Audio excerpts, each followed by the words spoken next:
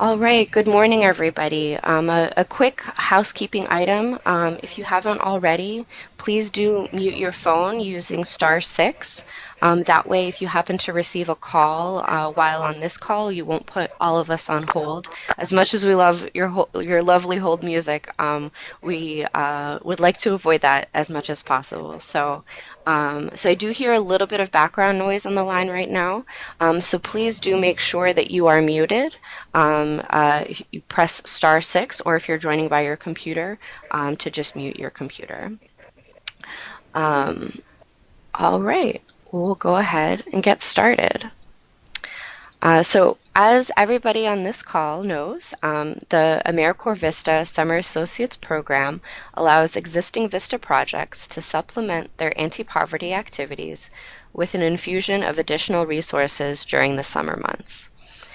Summer associates serve full-time for 8, 9, or 10 weeks. So full-time is defined by the sponsor. It's generally 37 to 40 hours a week, but the minimum that is required is 35 hours per week. Summer associates can perform direct service activities in addition to capacity building, and year-round Vistas may also serve as mentors and coordinators for the summer associates. Summer efforts, combined with ongoing VISTA programming, should result in a credible effort to eliminate poverty. So as we go through the content today, please do feel free to chat in questions using the chat box on the left. I'll be pausing in a couple of places to take questions, and Melissa will be helping me out by keeping track of things as they come up. So please feel free to ask questions. We are very excited for the strong network of partners we're working with this summer. In particular, I wanted to provide a warm welcome to the Florida Dream Center and Marion County Public Schools, who are hosting Summer Associates with us for the first time. In all, a total of 10 Florida State Office VISTA projects are hosting Summer Associates this year. The total number of granted positions, 303, is a 33% increase over the total number of placements we had last year. So a big thank you to everyone for all the time you've already invested in planning and recruitment this so far.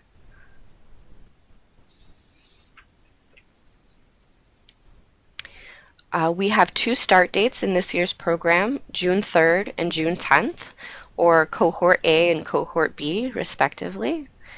I'll make reference to these 2 cohorts at a few points during the call, and we'll also have a slide towards the end of the presentation that summarizes all of the deadlines for this summer for each cohort. The next key date to keep in mind is the selection deadline for your summer associate applicants. We're already off to a strong start with over 40 applicants already at our level for our state office review. So by your cohort's deadline, which is either May 20th or May 24th, make sure that all of your applicants have accepted their selection in the My AmeriCorps portal and that they're in the pending state office approval status. So for folks who might be newer with VISTA, after you select an applicant, they then have to go back into their account and accept being selected by your organization. And so once they accept that selection, that's what brings them to our level for review by our staff. So once more, I just wanted to thank everyone for all the hard work that they've already invested in recruitment for this year.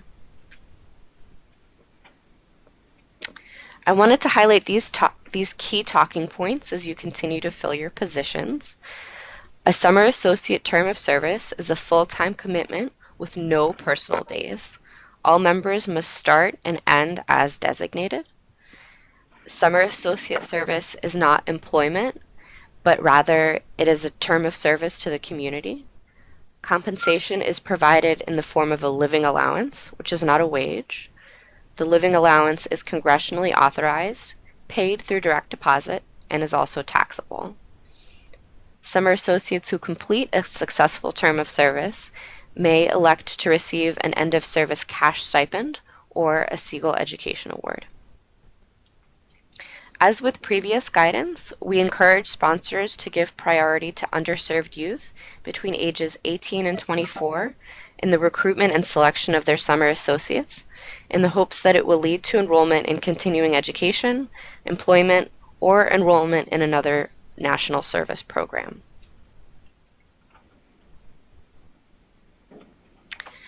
Some of you may be wondering what occurs when an applicant enters the pending state office approval status. Again, this happens after the applicant accepts their selection in the MyAmeriCorps portal. At that point, we begin our eligibility screening process. So one of the key points is age. The applicants must turn 18 no later than the first day of service. So an applicant can be 17 at the time that they're selected, but they have to turn 18 by the first day, so by June 3rd or by June 10th. Applicants whose citizenship and residency status cannot be automatically verified will need to submit documentation of eligibility to serve. If this is something that happens to one of your applicants, your program officer will reach out to you with instructions about how to submit the necessary documentation.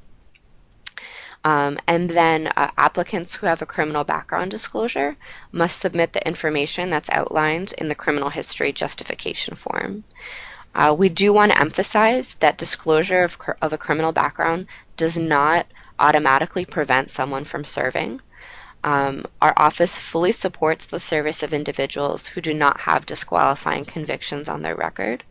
As a follow-up to this call, I will share the criminal history justification form with all VISTA supervisors, recognizing that perhaps not all 10 projects have gone through this process before. So that way everybody's familiar with the requirements and folks can begin collecting the required documentation as soon as they've made a selection decision. In particular, we want to encourage the following best practices, given that, again, over 300 summer associates are going to be placed for service in May and June. So on the criminal history front, in order to evaluate an applicant's suitability to serve, the applicant must submit the disposition of the court for any criminal cases. They may also submit letters of support and a statement. And for citizenship and residency, if you have a candidate in mind who is not a U.S. citizen, get a copy of their eligibility documents, such as their permanent residency card and their social security card in advance. Have that right on file. So in the case that their file is noted as one that needs the documentation, you have it right there and we don't have to go back and forth with tracking down the applicant.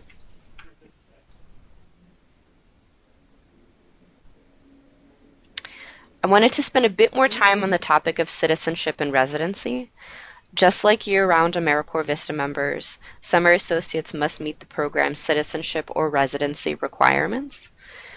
There are 4 citizenship residency categories which are eligible for service as a summer associate.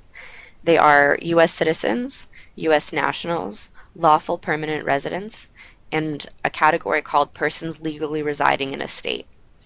So within this 4th category, persons legally residing in a state are one of the following 4 classifications: refugee, asylee, temporary protected status, or deferred action for childhood arrivals, DACA status. An important detail to keep in mind is that by law, only VISTA members and summer associates who are U.S. citizens, U.S. nationals, or lawful permanent residents are eligible to receive the education award. Persons legally residing in a state can only receive the cash stipend as their end of service benefit.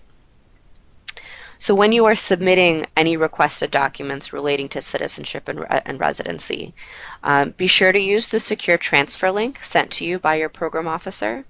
And then also, before you even send anything to us, make sure that the documents are valid. Make sure that they haven't expired.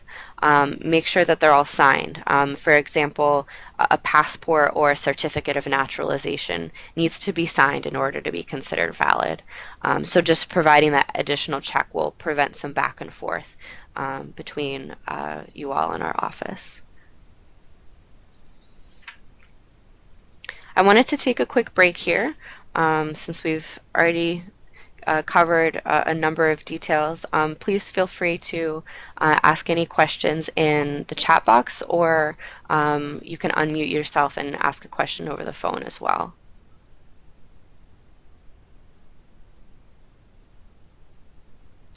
All right. Well, please do feel free to chat in questions as they come to mind.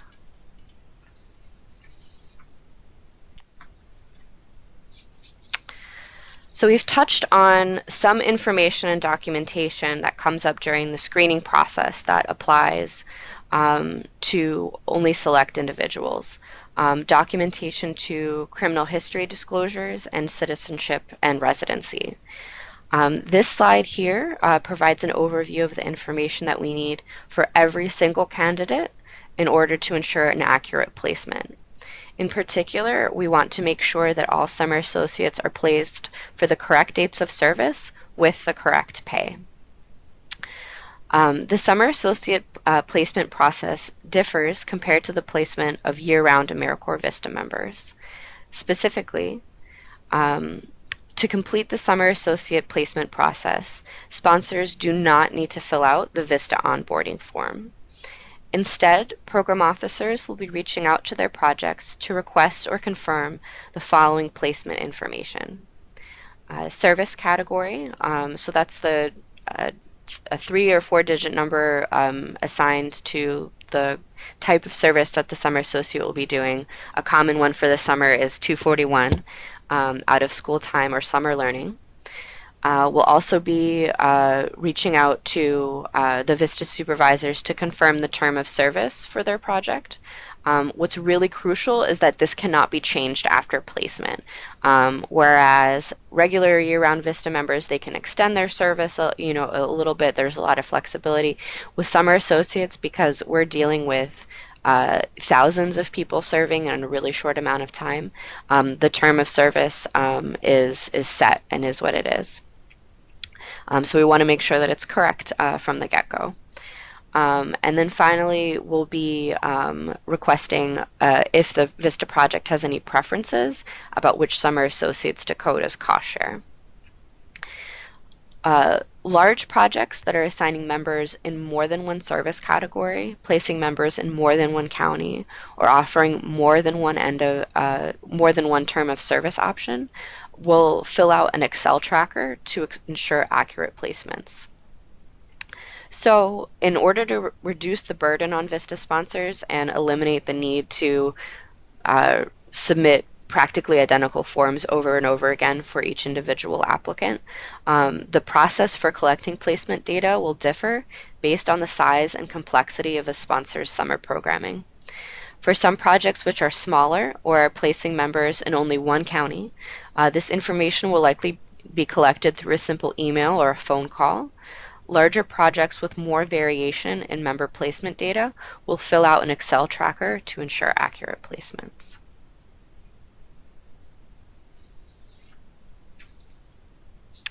So after folks are successfully placed for service, we move on to everybody's absolutely favorite topic, which is paperwork. So for those who have been hosting summer associates for some time, you know firsthand how beneficial it is that we've moved from using actual paper forms to using the MyAmeriCorps portal. The paperwork required of your summer associates is the same information that's required of year-round VISTA members. So your summer associates will fill out a direct deposit form. So as pre-work, even before they get instructions, please make sure that your applicants have a bank account. For some of our youngest serving folks, they may not have one yet. So please make sure that they have a bank account or they open one. One suggestion that our director, Billy, shared with me was that projects could even partner with a financial organization in your community and invite them to participate in your first day of service to ensure that everybody has signed up for a free checking account. If there happen to be some sort of extenuating circumstances, the state office needs to know as soon as possible in order to arrange for the proper approval, but we really want to avoid at all costs using paper checks just because they can get lost, they can go to the wrong address. So direct deposit, we are big fans. So the other forms are the W-4 election, unpaid compensation, the end of service benefits election, so whether or not they want the education award or the end of service stipend, and then the terms, conditions, and benefits course. By far, many projects report that the trickiest requirements is that fifth item, the what can also be called the TCB course. So that we do have a short guide for how to complete it. So I will be sharing that with VISTA supervisors as a follow-up to this call. And also, as summer associates are enrolled, we'll be directly sending this guide to them as well. So we're hoping that that will help make the process go a bit more smoothly. After placements have been completed, our office will be running regular reports to identify which summer associates have not completed their paperwork, and then this information will be shared with VISTA supervisors to ensure that this important requirement is completed in a timely manner. Our expectation is 100% completion by the first day of service.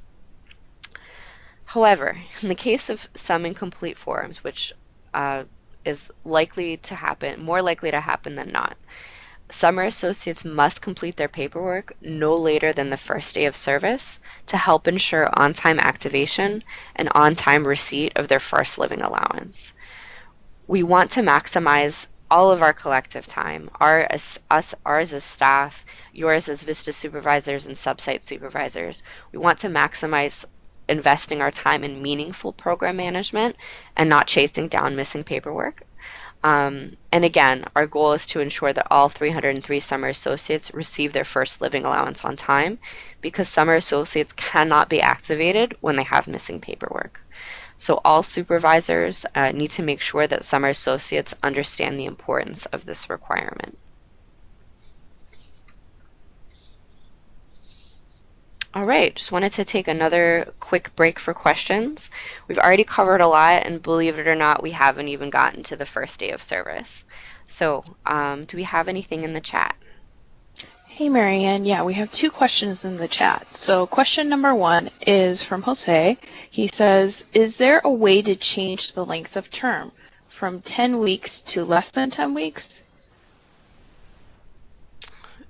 Sure. Oh, okay. I think Jose, maybe you meant to write 9 weeks, perhaps.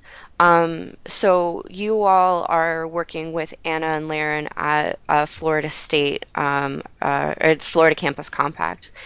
So you would work directly with her to make that request.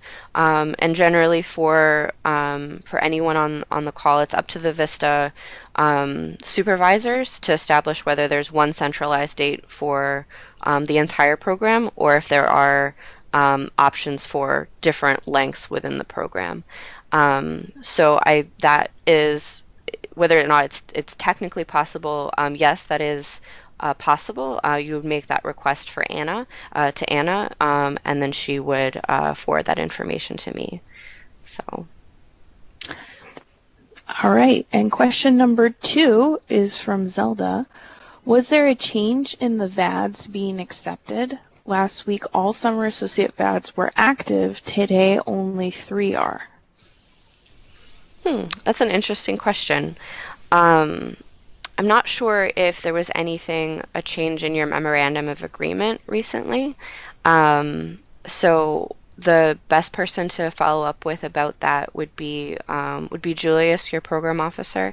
And then I know that he is on annual leave right now, but so when he gets back, he'll be able to look into that and make sure that the VADs are active, so you can assign them. So thank you for bringing that. Oh, okay.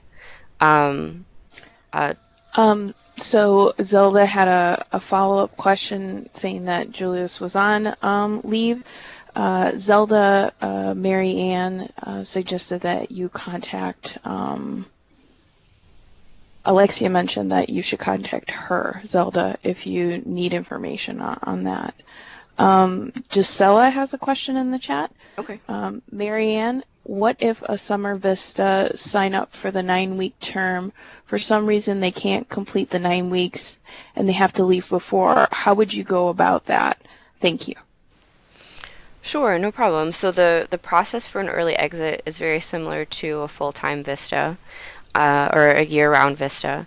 So the requirement is to notify the state office within 24 hours whenever there's a change in status of a summer associate or a VISTA member. And so that summer associate would submit a letter of resignation, and that information would be, you as the VISTA supervisor would forward that information to us. We would process their exit in the system, and then we would also work with the summer associate to determine whether or not they have compelling circumstances and could be eligible for a partial end of service stipend. Sometimes folks do leave for medical reasons, for example, and if they get us the right paperwork, they could get a partial award. But in most cases, if someone's leaving to because they found a different job or something on those lines, they do forfeit anything that they've earned towards their end of service benefit. Okay, and then just a quick, I guess, statement within the chat. Billy says, VADs do not carry over from year to year, just as an FYI. Yes, thank you so much. Currently, there are no other questions in the chat at this time. All right. Excellent. Thank you so much.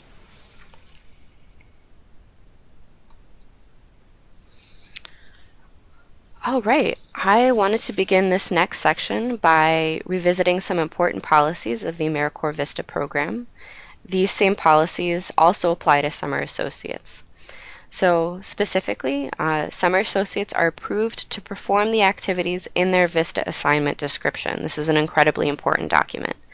They are not to be directed or permitted to engage in other activities. If a revision to a summer associate VAD is necessary, please reach out to your program officer.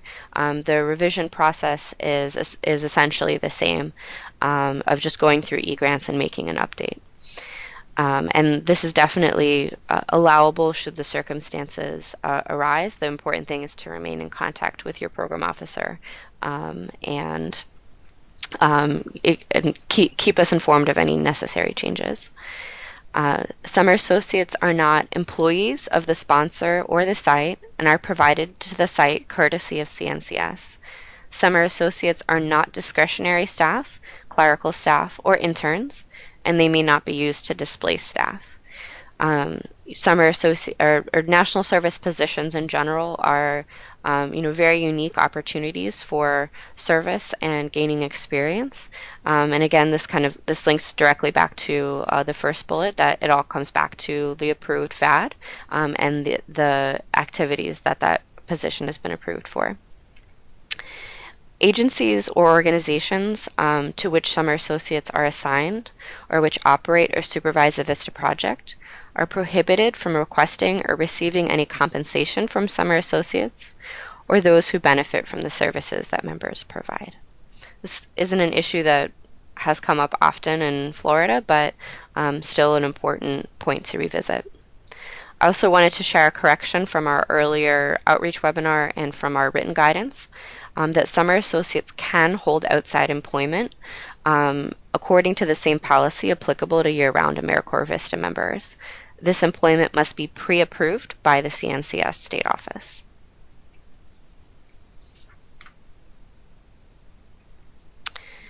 Here we have some examples of another important requirement applicable to summer associates: restrictions relating to religious and political activities. For example, summer associates may not give religious instruction, conduct worship services, or engage in any other religious activity as part of their summer associate duties, or will be perceived as part of their duties by members of the community in which they serve. Summer associates may not engage in political activity while wearing an article of clothing, badge, insignia, or other similar item that identifies CNCS or the AmeriCorps Vista Summer Associates program. Summer associates may not campaign for or against a candidate or a referendum question while serving at their site. Summer associates may not assist in voter registration drives while serving at their site. So these scenarios listed on this slide are only examples. There are quite a number of factors to consider. For more information, there are two resources on this slide in the VISTA Member Handbook and the VISTA Sponsor Handbook. In general, the main message to take away from this slide is that if you have any concerns about religious or political activities, please reach out to your program officer to ensure clarity and compliance.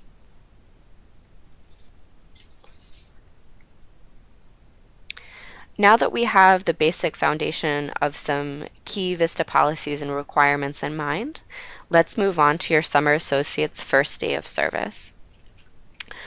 So that's going to be either June 3rd or June 10th. So all VISTA supervisors should have the mandatory onboarding webinar on their calendar at 10:30 a.m. For their chosen date. I've gotten some feedback that folks have been experiencing some challenges with forwarding the calendar invitation coming from me that has the Skype information.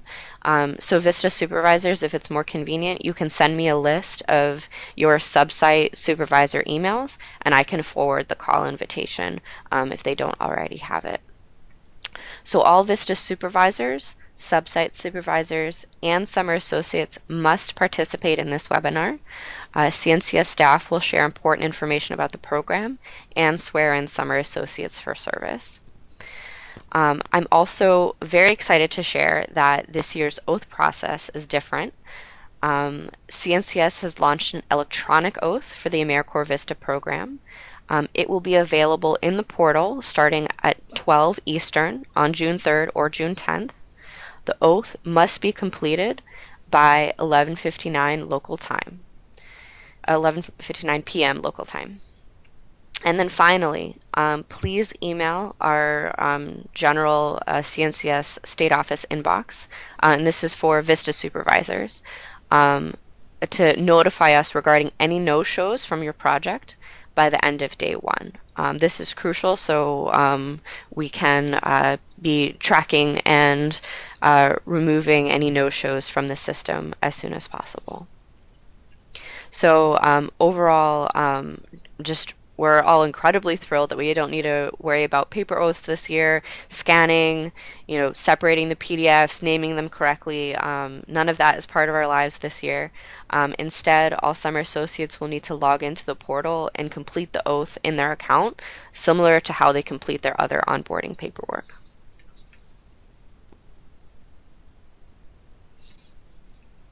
All right. Especially since the oath is a change compared to last year. Just wanted to pause again for any questions. I'll be going into greater detail into the oath process in that onboarding webinar for summer associates, including some screenshots about where exactly to navigate, what information they're going to have to enter, etc. So decided to not dive into as much detail in this webinar, but just have everybody know that we're so excited to be going to an electronic process. So, all right, well, we will just keep going.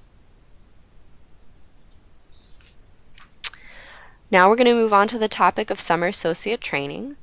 As we all know, a strong start to your program from the very beginning sets the tone for the season, and sets you up for a successful summer.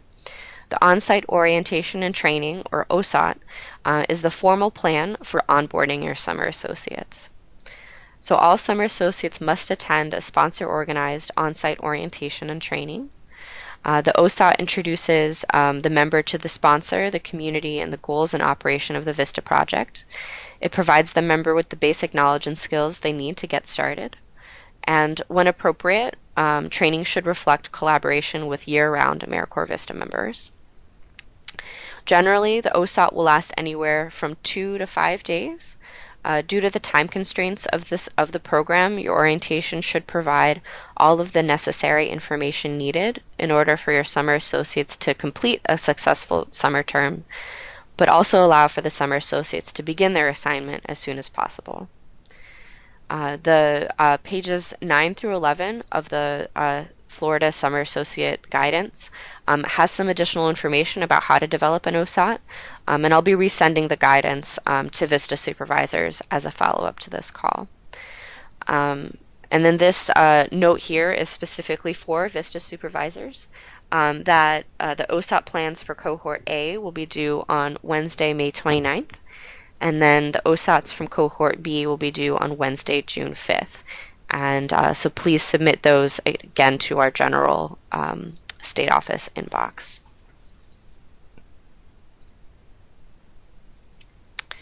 Wanted to also revisit the topic of benefits. This is really important because a number of them do differ from the year-round vistas that folks on this call may be familiar with. So we're going to begin with the benefits that summer associates are eligible to receive. They include the living allowance, the Siegel Education Award, or the cash stipend. You have the amounts on the right there on the slide. The training, which we've already discussed. Leave on federal holidays observed by the sponsor. So it's important to note that summer associates receive leave on federal holidays observed by the sponsor, and they also have weekends free, depending on the sponsor's needs, policies, and regular work schedule. Sponsors may also adjust schedules for summer associates, as they would for a VISTA member, to compensate for service during weekends or holidays. Summer associates are also eligible for emergency leave, but this must be pre-approved by the CNCS state office. So that's why that 24-hour requirement for notification is so important, letting us know about any issues that arise as soon as possible, because we may be able to support the summer associate working through whatever issue that they're facing. And then summer associates are also eligible for workers' compensation and income disregard. However, there are a handful of benefits which you may know from the VISTA program which do not apply to summer associates. So summer associates do not receive relocation support. They're not eligible for health care benefits. They're not eligible for child care allowances, and they're also not eligible for non-competitive eligibility. In addition, and this is really important, summer associates are not eligible for personal or sick leave. Supervisors may arrange for limited absences that may be made up by serving extra hours or extra days. Supervisors must report to the CNCS state office any summer associate absences beyond 2 days, or request for absences that will not be made up. And another point that we really wanted to emphasize was that supervisors need to be careful about perceptions around favoritism and special treatment regarding time and attendance. We have seen problems with this and member complaints arising from uneven management with, for example, some members being allowed to make up missed time and others not. It is important to have a clear policy that is communicated to everybody in the program and is consistently applied to all summer associates.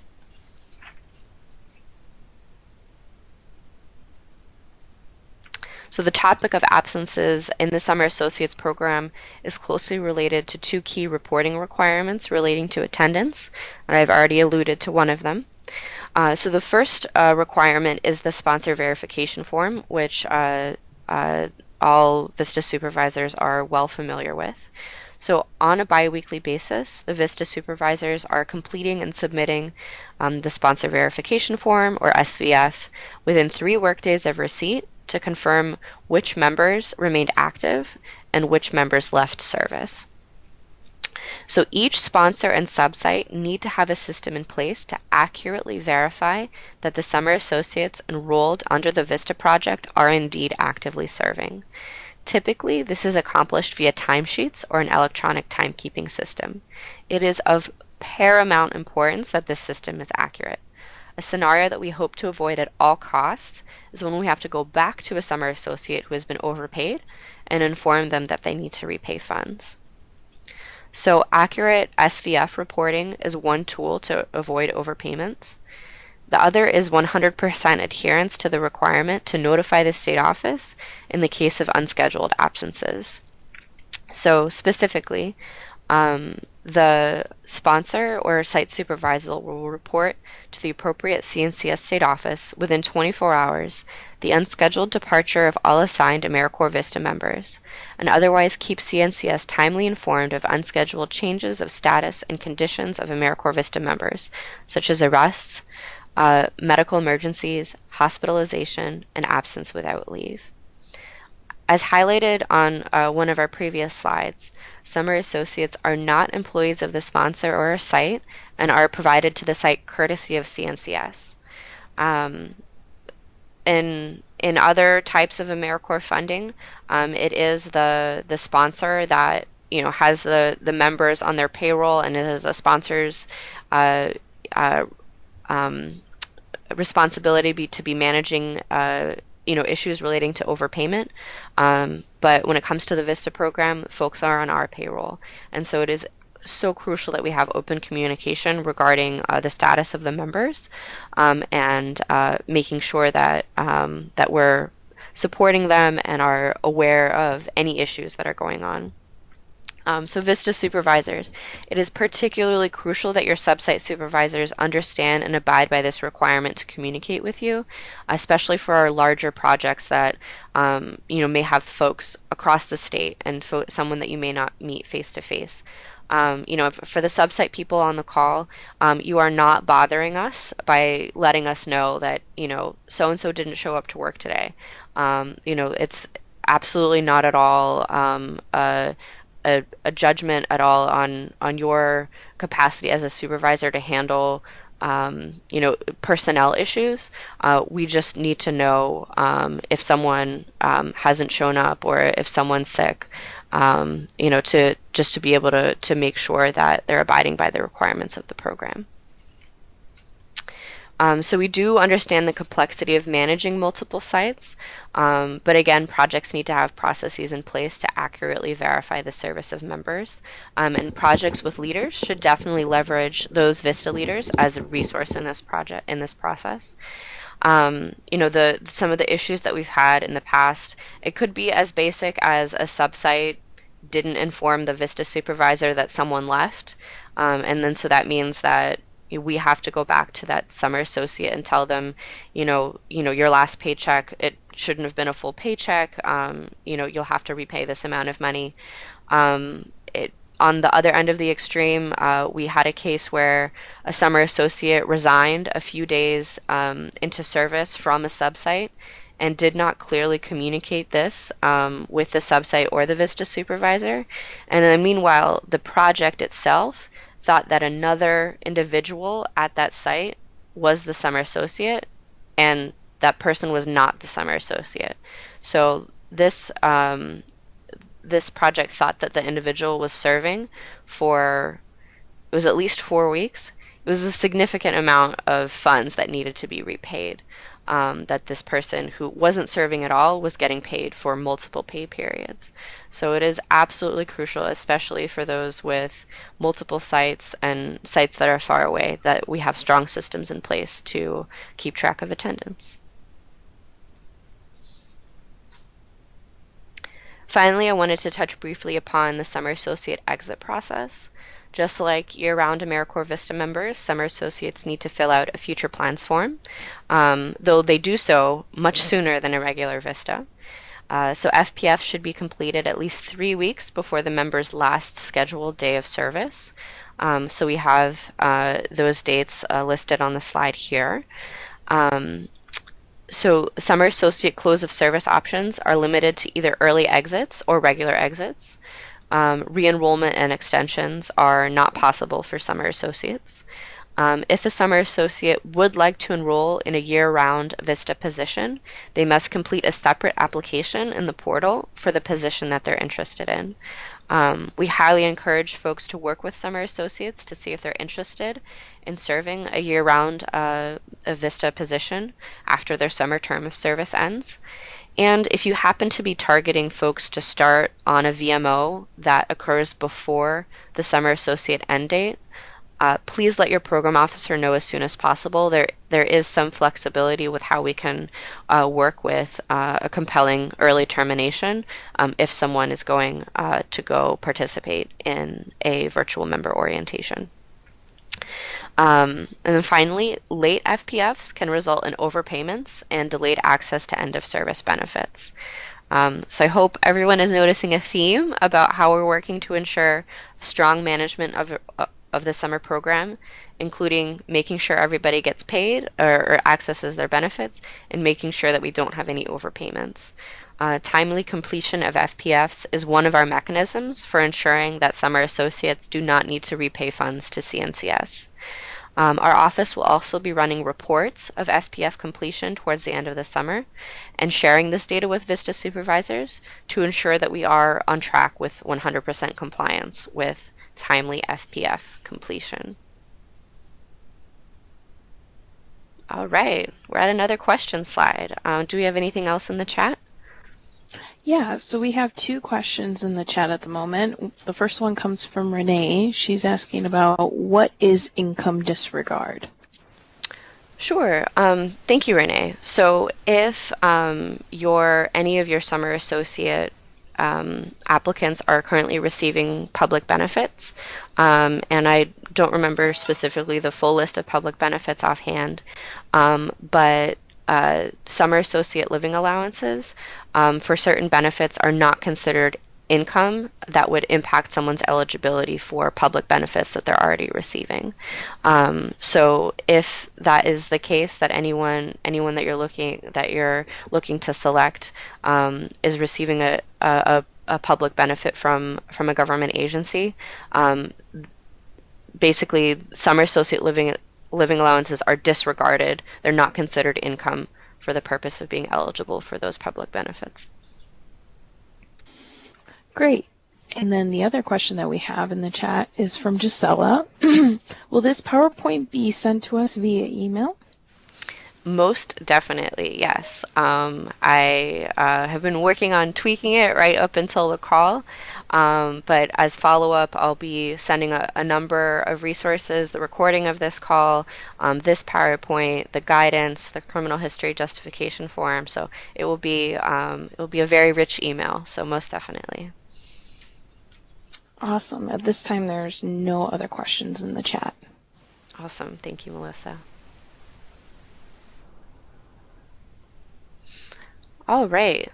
So I created this summary slide of the key deadlines that we've discussed during the presentation with the key milestones listed on the left. So for the second item with the placement information, program officers will reach out to their projects to communicate more details about collecting placement information, since this will vary based on the project's complexity.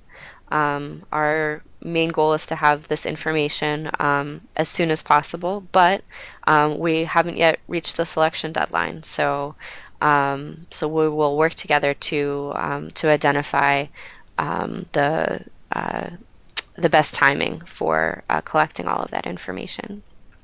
In this table, I've also included a reminder about notifying the CNCS State Office of changes in status within 24 hours.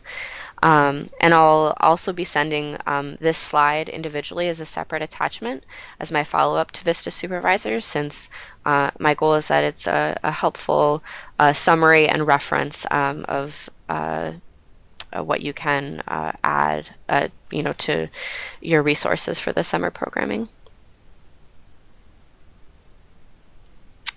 Finally, I wanted to wrap up with some additional resources that are available to everybody on this call. As always, the VISTA campus is a great resource for policy information. So there are 2 pages, the VISTA Member Handbook, Chapter 11, and there's also the Starting Summer Associates page for our summer associates that is also a useful resource. We also have the FY19 Summer Associates Guidance that was sent earlier this year that I'll reshare with everybody. And soon we'll have 2 recorded webinars available. The outreach webinar from earlier this year, and then we'll also have a recording of this webinar. VISTA supervisors, please also feel free to reach out to your program officer with issues or questions as they arise. If you happen to reach out to me with a question about the summer program, please be sure to CC your program officer as well if you're not in my portfolio. Meanwhile, sub-site supervisors, please reach out to your VISTA supervisor for your project with questions, and your VISTA supervisor will then elevate issues to us as needed.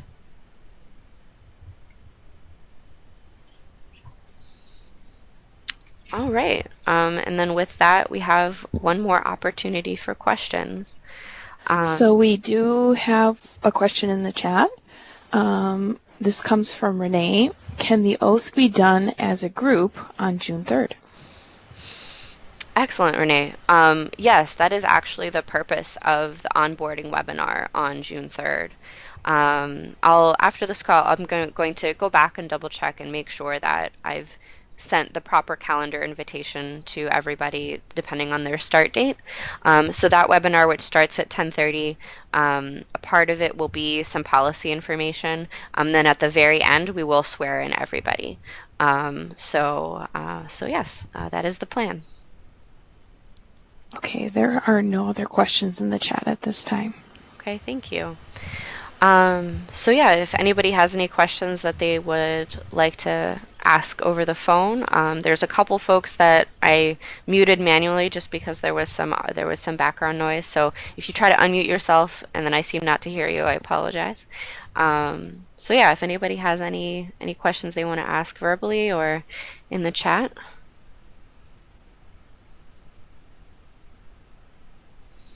All right. Well, we are incredibly excited for this summer. This is the last year of Summer Associates programming led by the Florida State Office. And we're just really excited to have an incredibly strong, incredibly dynamic, and impactful year. It's been a pleasure to be either reviewing your applications directly or working with each program officer to learn about everybody's plans for the summer. I know we're going to have a very, very successful season. So please do feel free to continue reaching out as you have questions. Looking forward to connecting with you on the onboarding webinars on June 3rd and June 10th. Thank you all so much for your time.